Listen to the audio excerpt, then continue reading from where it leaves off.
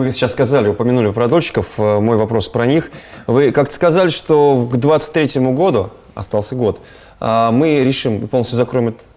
Ну хорошо, 22-23. 22-23. Мы решим эту проблему полностью. Было больше 12 тысяч, насколько я помню, осталось треть. Успеем дожать? Ну, это не я сказал, это поручение президента страны, который сказал, что к 2024 году дольщиков быть не должно. Это первое.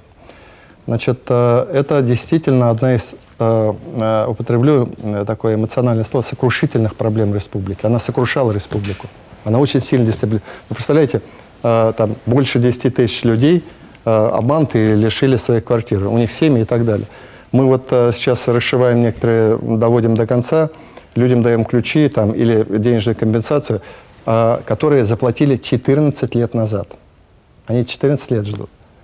Вот. И поэтому мы как? Мы решали своими мерами. Компенсационные участки давали, значит, какие-то хитрые схемы придумывали, из благотворительного фонда поддерживали и решали задачи. Но, конечно, сейчас, благодаря поддержке, прежде всего, федерального правительства, через Дом РФ и фонд обманутых дольщиков, восстановление прав обманутых дольщиков, мы очень существенно продвинулись. Вот у нас действительно осталось сейчас в реестре 4004 дольщика обманутых.